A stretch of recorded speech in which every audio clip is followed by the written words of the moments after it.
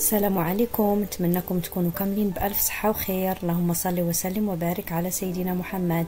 اليوم ان شاء الله غادي نشارك معكم طريقتي في الدجاج محمر بدغميره بنه ومذاق. هنا عندي 3 دجاجات، كل وحده من وزن كيلو 100 كيلو 200. الدجاج منقي بالملحه والحامض وشويه سكينجبير. بالنسبه للمقادير اللي غادي نحتاج غتصيبهم كاملين مكتوبين في صندوق الوصف. عندي القزبر ومعدنوس، الحامض مصير، الثومه، شويه الهريسه، السمن، حامضه معصوره، عندي سكينجبير والخرقوم، بسيبيسه، البزار، ضماد الزعفران شعره، ونص كاس ديال زيت الروميه، نص كاس ديال زيت بلديه، الملحه شويه. وبالنسبه للتغميره غادي نحتاج 3 البصلات، غادي يكونوا شويه كبار. هنا اول حاجه غادي نطحن الشرموله ديال الدجاج.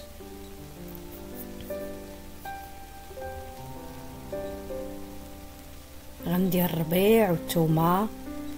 كل دجاجه انا تندير ليها 3 الفصوص ديال الثومه. غادي ندير الحمض مصير،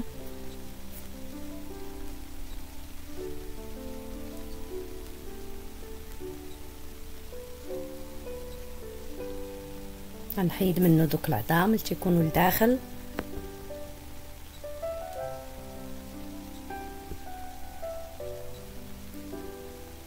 غندير نص ديال الكاس ديال الزعفران شعره اللي خليته طلق في الماء طايب، والنص الاخر غادي نحتاجو في الاخر. عندي هنا معلقه ديال الهريسه، غادي ندير منها دابا النص والنص حتى من بعد، والعطريه اللي ذكرت.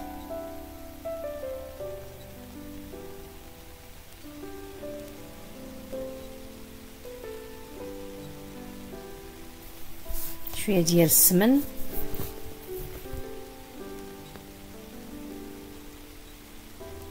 وغادي نطحن كل شيء.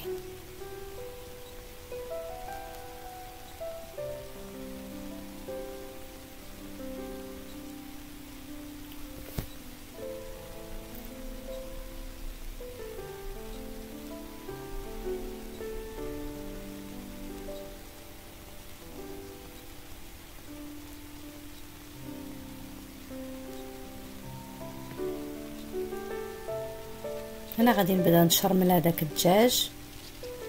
غنزيد عليه ديك الحامضه المعصوره، نزيد الضمات ديال الزعفران، عندي هنا 2. ولو انني درت زعفران شعره تنفضل هاد الضمه ديال الزعفران تعطيه اللون زوين.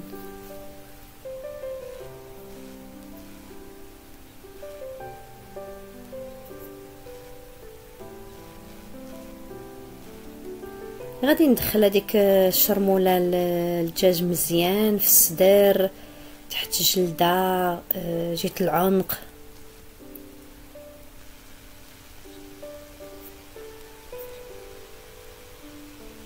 هنا لداخل.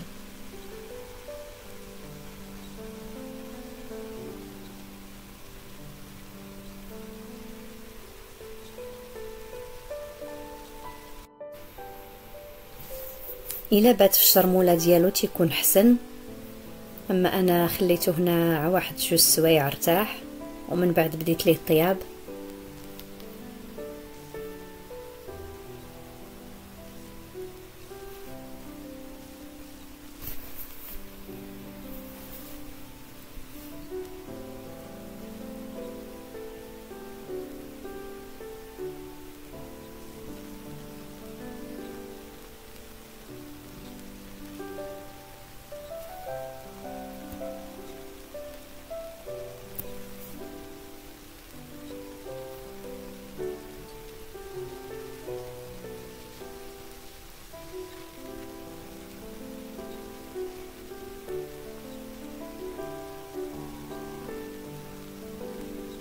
هنا غادي نجمع ليه الرجيلات ديالو والجنيوحات حتى هما باش ما يتحلش فاش يكون طيطيب.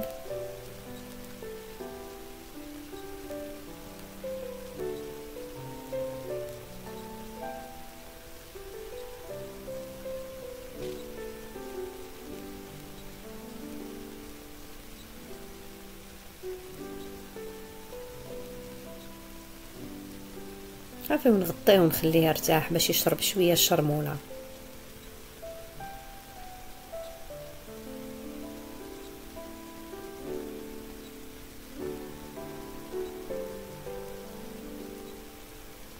هنا في الطنجره غندير واحد شويه ديال الزبده،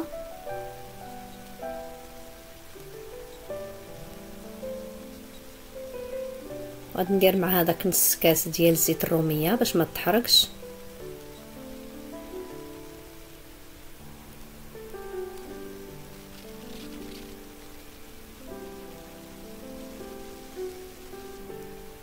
وغادي ندير البصله اللي مشلضه،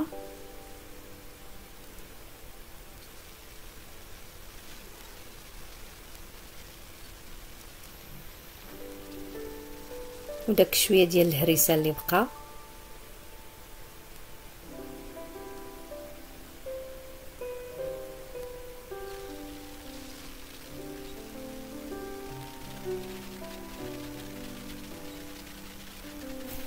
غادي نزيد واحد المعلقه صغيره ديال الخرقوم ومعلقه صغيره عامره ديال السكينجبير.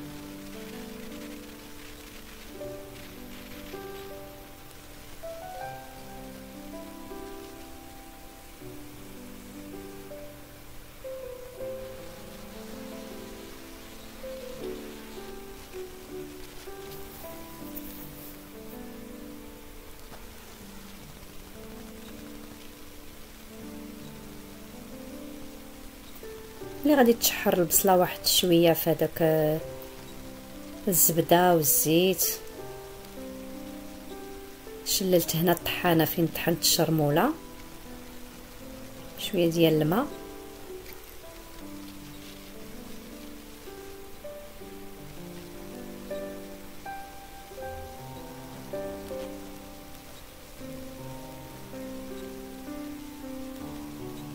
وغادي نحط الدجاج،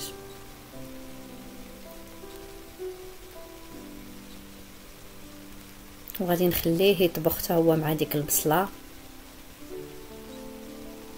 وديك الشرموله اللي بقات، غنزيدها حتى هي.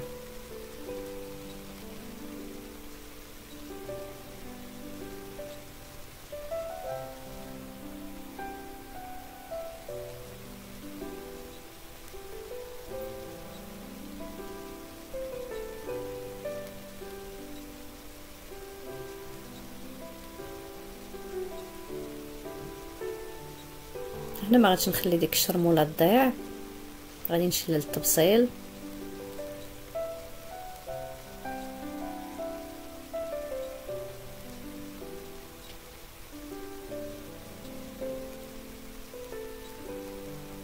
ما غاديش نسد عليه كامل، غادي نخلي الغلاقه ديال القميله شويه مفتوحه.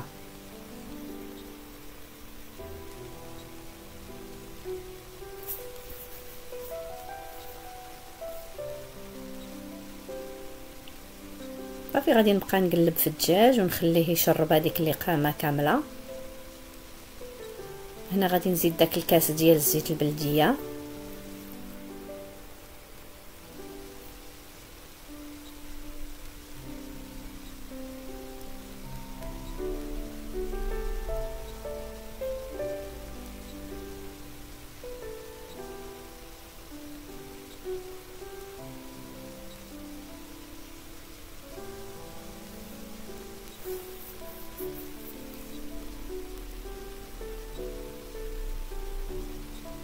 والدجاج نحركو عا بشويه باش ما نهرسوش.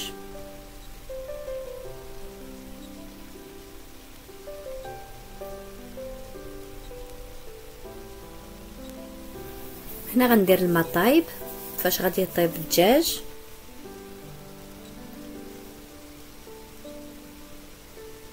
الماء غادي نديرو الجهد اللي الفل كيتغطى ديال الدجاجه، وراه غادي يكون كافي باش غادي يطيب.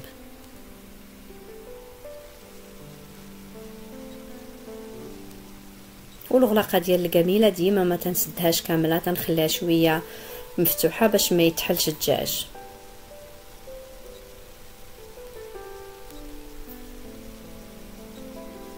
هنا واحد العود خشبي غادي نبدا نتك به دوك الدجاجات، باش يخرج منهم كاع داك الماء اللي لداخل ويدخلهم الطياب.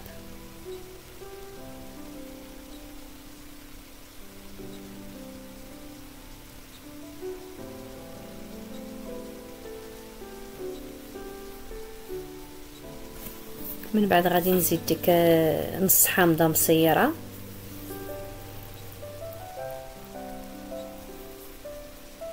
ونخليه يطيب.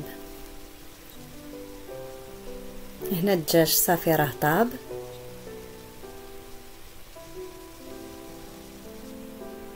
غنخليه يبرد. طفيت عليه البوطه وخليته يبرد، وعاد غادي نهزو باش نديرو في الطاوه اللي غادي تدخل الفران.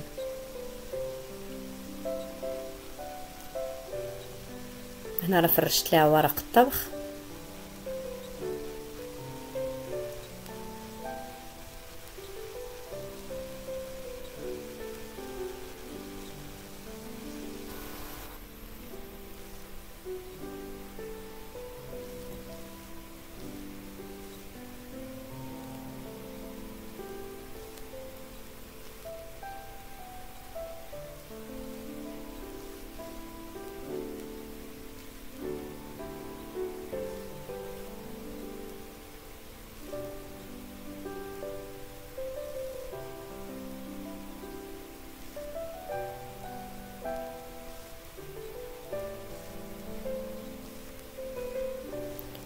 هنا قبل ما نرشع البصله باش تكمل الطياب ديالها وتدغمر، غادي نزيد واحد شويه ديال الحامض، قياس شي نص حامضه معصوره، وداكشي اللي بقى ديال الزعفران الحر،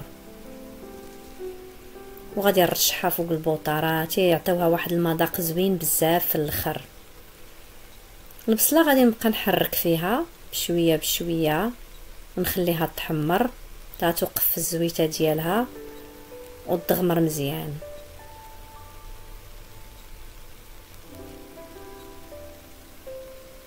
هانتوما تتشوفوا راها دابت.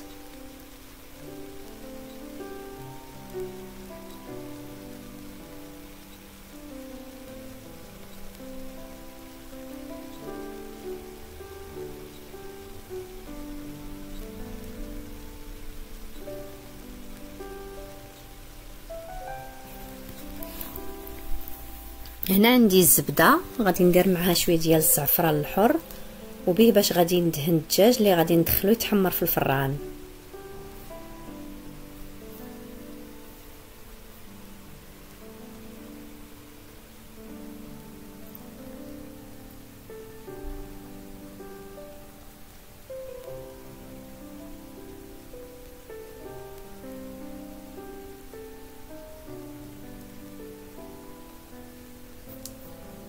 هانتوما تتشوفوا الدجاج فاش يتحمر ما شاء الله، راه تيجي فيه اللون زوين.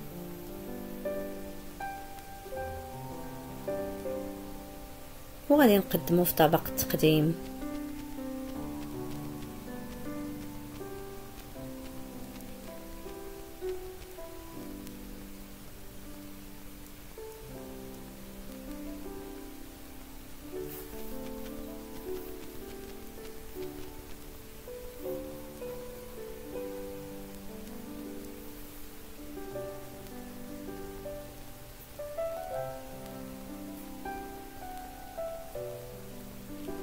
هنا غادي نخوي فوقو شويه من ديك الزويته ديال البصله باش يعطي هذاك اللون ديال اللمعان.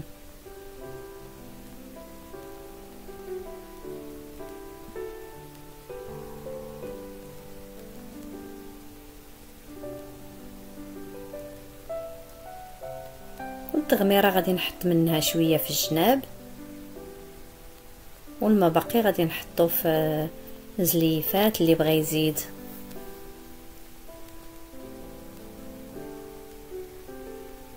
غنزينو بشويه ديال اللوز اللي مسلوق ومقشر ومحمر والحامض مصير.